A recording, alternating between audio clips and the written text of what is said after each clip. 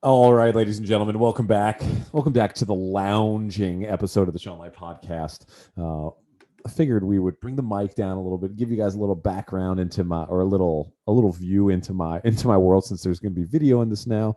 See, I got my nice feng shui tree back here to really spruce up. I think that's the marriage zone of the room. My desk, my computer is in the wealth corner, as it freaking should be. I got my guitar back here. And I think today's just going to be I don't even know what kind of episode this is going to be here, because I really just want to like kind of talk myself through what I watched here this morning on YouTube. And as you guys know, I have been watching uh, pizza reviews by Dave Portnoy, El Presidente of the Barstool Sports. And one of the things that I recently I posted, I think it was episode 304 in the Sean Light podcast. And what I talked about was lessons from El Prez, from Dave Portnoy. And when you watch his videos, what really struck me, and I'll just give you a little recap of what I talked about in that episode. What really struck me is, here's a guy with a camera, and I think he's got a decent camera, but it could be an iPhone for all I know, right? And he goes to pizza places, he orders a pizza, he comes outside, and he eats the pizza. That's the whole thing. And then he tells you what he thinks of the pizza.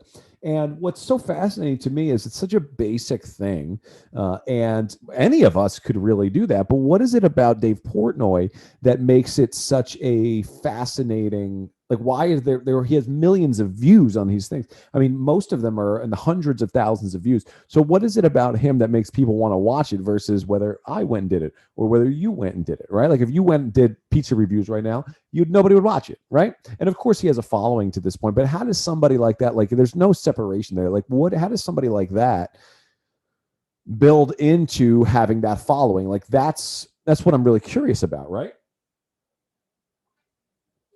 And having watched a bunch of them now, my conclusion really is that the reason that he resonates so well is that he's so uniquely himself. The way he presents himself, the way he speaks, the way he acts is so authentic, and that allows him to be differentiated. That allows him to be entertaining. And I think that we all, on some level, have that in our gut. And I think that's what we're all trying to, as a businessman and as a business coach, even, like, that's one of the things that I try to really get my entrepreneurs to do, is they understand that business and becoming great at business, like the real game, the long game, isn't so much like adding skills and adding layers to the entrepreneur. It's actually taking them off and like getting back to your core and your root.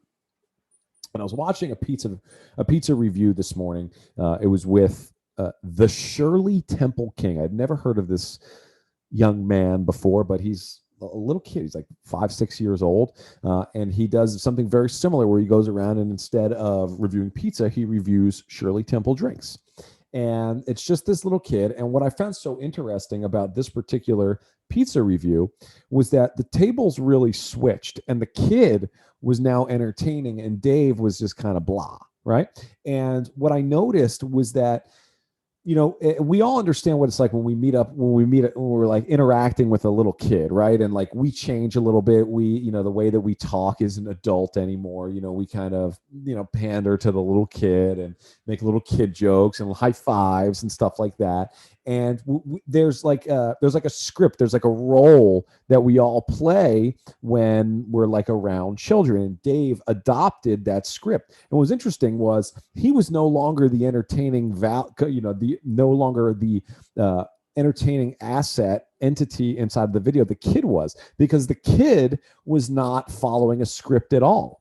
And like his just lack of awareness of social norms, the way that he was speaking, the way that he was talking, like they were just kind of all going against the grain, and Dave was just following suit of how do you speak to little kids. And I found that to be really, really fascinating, because ultimately what we're all really trying to get back to is that core, and really get back to that little kid status. And because that's when you're the most free, that's when you're the most liberated, that's when you're most able to think clearly and think about like who you are as a person. And as as time goes on, like the layers of society and then social norms and what's acceptable versus what's not morphs the person that we have in front of us. So like in 20 years, like that kid probably isn't speaking the same way because of society and what's cool and what's not, what fits in, what doesn't, and all those things really change the human, and they really just add layers on top. But we're really trying to get back to that core, right? And so Dave asks the kid, how did you come up with the Shirley Temple King? He said he was on. The kid says, I'm on vacation with my dad. We're up in Rhode Island, and he's pulls out his phone and he's on Instagram. And he was drinking a Shirley Temple, and then he asks his dad for the if he could have his own Instagram channel. Dad says yes. What do you want it to be called? He calls it the social media. He calls it the Shirley Temple King. Boom! It's created. He starts making videos. He starts becoming famous. He starts becoming well known and things like that. Now that's a unique level of success, no doubt. But I don't want to skirt past the fact that he's just listening to his gut, and he's just listening to who he is. And as a little kid, he doesn't realize there are no external factors. There's no experience that is labeling like, is this stupid? Should I not do this? I don't want to do that. Like people are going to make fun of me. He's just like the Shirley Temple King. That's what we're going to call it. And that's what we're going to do. And he just goes for it. He thinks about it and he acts. He goes for it. And what's amazing about so many business moguls and business coaches like myself, like that's really what we're teaching you. We're teaching you to be who you are, decide what it is that you want to do, and just go for it. Just do it. Don't think about it. Just do it. And that's really the challenge of the entrepreneurs, like really getting back to that layer. And this episode of the Pizza Review really made me think about that, because it was so apparent to me that as soon as Dave is so famously known for not playing a role, not being scripted, and saying what's truly on his mind, and it's what's created for him. And soon, the moment that he switches and becomes scripted, the moment that he becomes somebody who's playing a role to speak to the little kid, he's no longer entertaining. And now the kid is, because he's the one who's unscripted. He's the one who's not following and fitting into social norms. I assume the mom and the dad were there, so Dave wasn't trying to be his edgy self, and things are changing dramatically as a result of that. And I think that if Dave was scripted the entire time like he was in this thing, the Pizza Review wouldn't have never taken off, because it wouldn't have been as entertaining. You would not have been able to put your finger on why it wasn't so entertaining, but there just would have been something about it that just like, this is kind of boring. I don't want to watch this anymore. But because he's unscripted, people do want to watch it. And that's what's so interesting. So as the entrepreneur, I really want you to think about that. And really, we're trying to peel back the layers. We're trying to remove those social norms. Guys, remember, normal is broken. Normal is not successful. Normal people who create normal businesses are not successful. Very few businesses succeed. So you are not being successful. Like, that's exactly what's happening.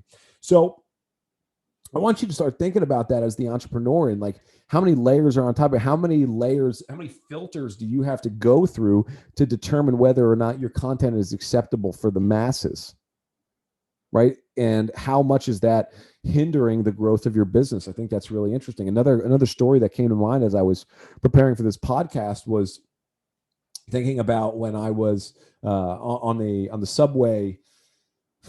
Had to be a couple of years ago now, and there was one of those times, it was like midday, there weren't a lot of people on the subway, and there was a mom in there with her little kid, and the kid was probably 6 or 7 years old, very similar, and he was just going around introducing himself to everybody on the train, saying hi, meeting everybody, being outspoken and very against the norms and the rules of being on the subway. Nobody talks to anybody on the subway. Everybody does no eye contact. You just stand there. You don't move. You stay in your zone, and you get off and you go to your spot. Like, there's like unwritten rules of the subway, and this kid is just breaking every single one of them. And the mom was over there. I think she was just kind of tired of trying to wrangle the kid up. And she was just letting him go and do that. And in my head, I was like, man, I hope that the mom never tries to rein that in and probably on some level that she'll have to, but I hope that she allows him to continue to have that freedom, because that skill set is so rare and it's so valuable going forward. The ability to talk to anybody, the ability to converse with anybody, meet anybody, just go up to strangers, like that is an incredible, like financially, it is such a valuable skill. So you can make so much money doing things like that. And I hope she never tries to deter them and make him and mold him into what is acceptable train etiquette on the society, which will inevitably ooze out into the other components of life. There's so many aspects to this stuff, guys, but at the end of the day, really what we're all trying to do is get back to who we are as a human, our natural little kid self. We're really trying to get back to being a little kid, being a dreamer, trusting our gut, trusting our instinct, because it's the only thing that we know. And, you know, as we grow older and things change and we have experiences and we learn what's acceptable and what's not, you know, the further we get away from that, and that's what we're all trying to avoid. So huge implications for entrepreneurs here. And I genuinely hope that you guys are all seeing that. So I appreciate you being here for today's episode of the podcast. Please subscribe. Please drop a review down below. Tell your friends about the podcast if you got anything out of it. And as always, we'll see you back here for the next episode of the Sean Light Podcast. Guys, we're getting real close to 365. Stay with me. We'll talk about what we're going to do with it at the end of it, probably several times before it's over. Guys, have a wonderful day. We'll talk to you later.